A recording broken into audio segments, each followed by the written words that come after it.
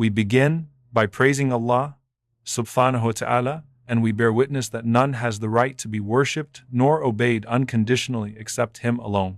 And we bear witness that Muhammad radiallahu alayhi wasallam is His servant and final messenger. We ask Allah to send His peace and blessings upon him, upon all of the prophets and messengers who came before him, upon his family and his companions, who stood by him and served alongside him, and upon all those who follow in his blessed path until the day of judgment, and we ask Allah to make us among them.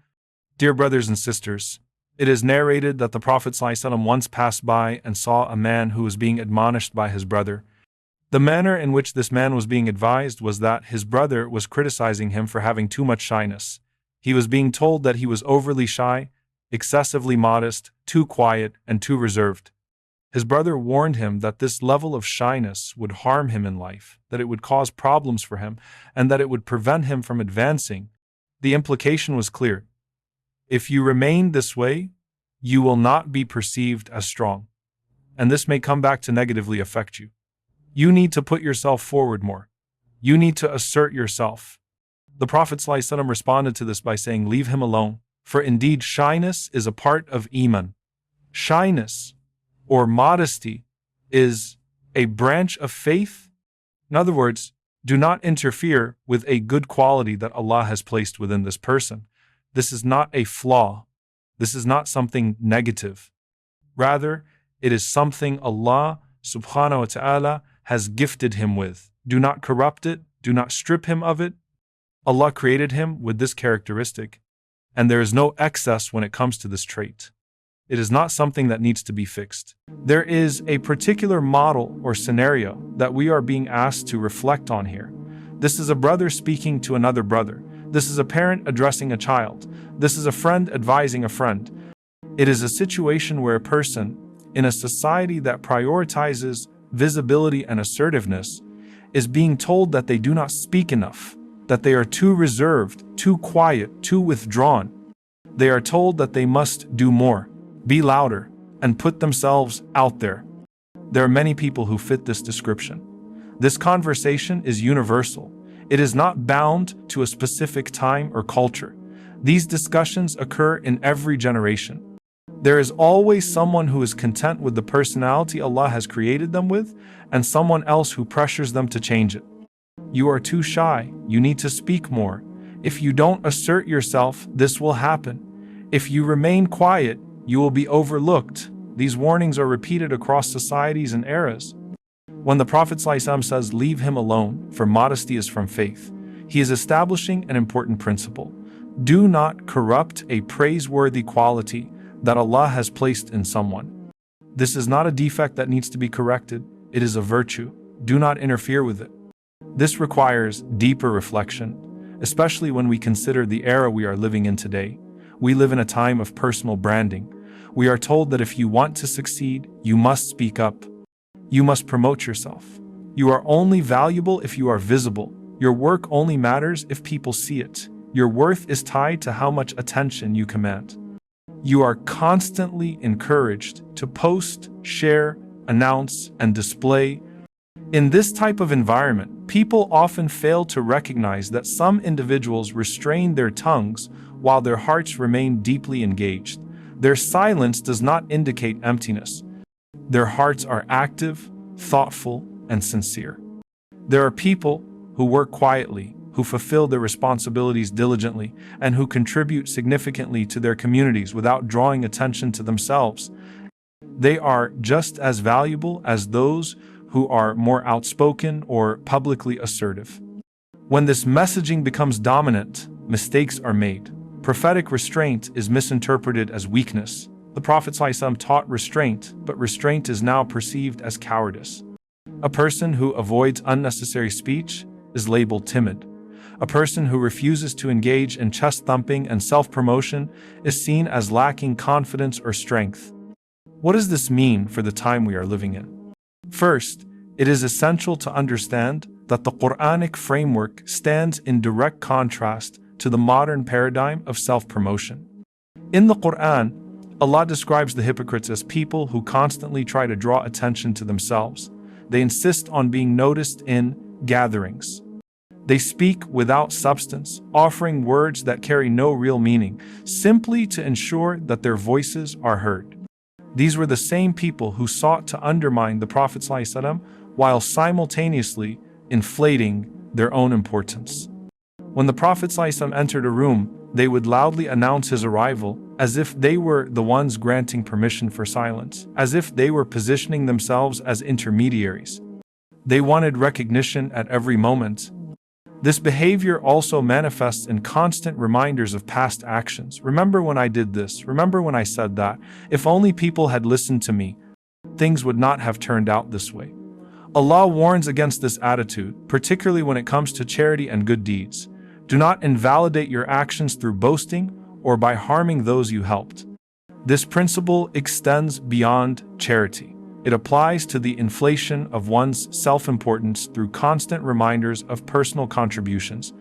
Allah subhanahu wa ta'ala makes it clear that the opposite approach is what is valued. Do not promote yourself excessively. Allah already knows who is truly righteous. There is no need to put yourself forward relentlessly. Allah is fully aware of who possesses taqwa. This discussion is therefore a defense of the quiet Muslim.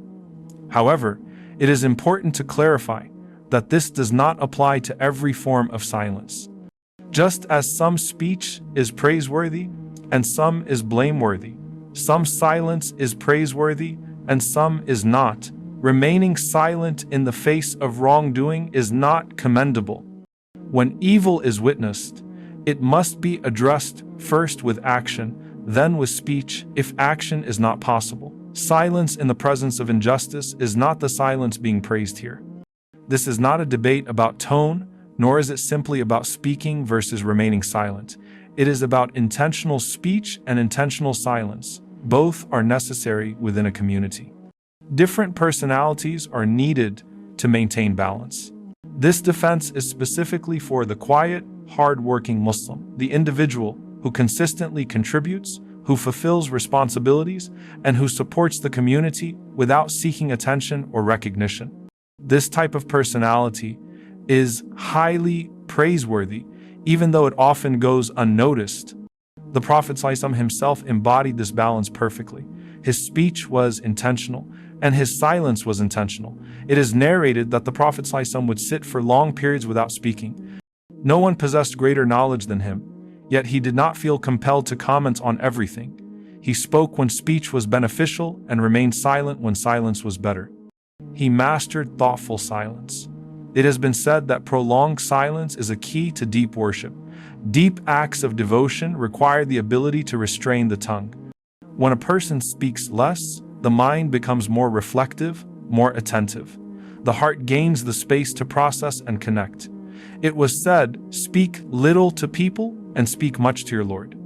Through this, the heart gains a deeper awareness of Allah subhanahu wa ta'ala. Reducing unnecessary speech with people increases meaningful communication with Allah. Another dimension of silence is protection from sin. The Prophet ﷺ held his tongue and warned others about the dangers of uncontrolled speech. He said that a person is rewarded when they speak good, and they are safe when they refrain from speaking evil. This principle is profound. Both speech and silence must be deliberate. A person who talks excessively often struggles to know when to stop. A person who is silent may struggle to know when to speak.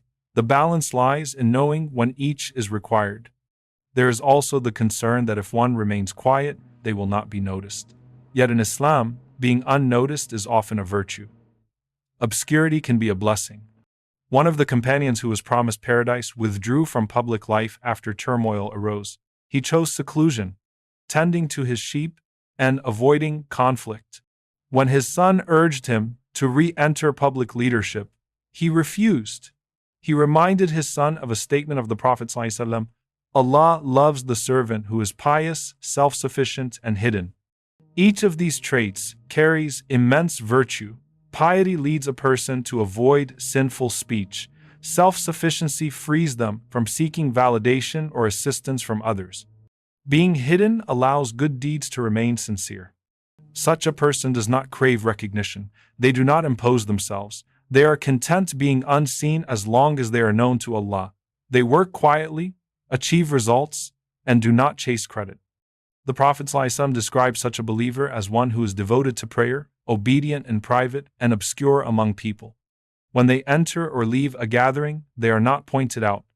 They may serve a masjid for years without people knowing their name. Their sustenance may be limited, yet they remain patient. The Prophet ﷺ noted that few people may cry when such a person passes away, and few may inherit from them. Yet this does not diminish their status with Allah. Deeds witnessed by Allah and His angels are sufficient. Sometimes recognition comes only after death. Either people begin to testify about the quiet good that was done, or the absence of that person is deeply felt. Needs that were once met silently become visible when the individual is gone. This was the case with great figures from our history, whose secret acts of generosity were only discovered after their passing. The community realized they had been sustained by someone they never saw. Some people are known in life, others are revealed in death.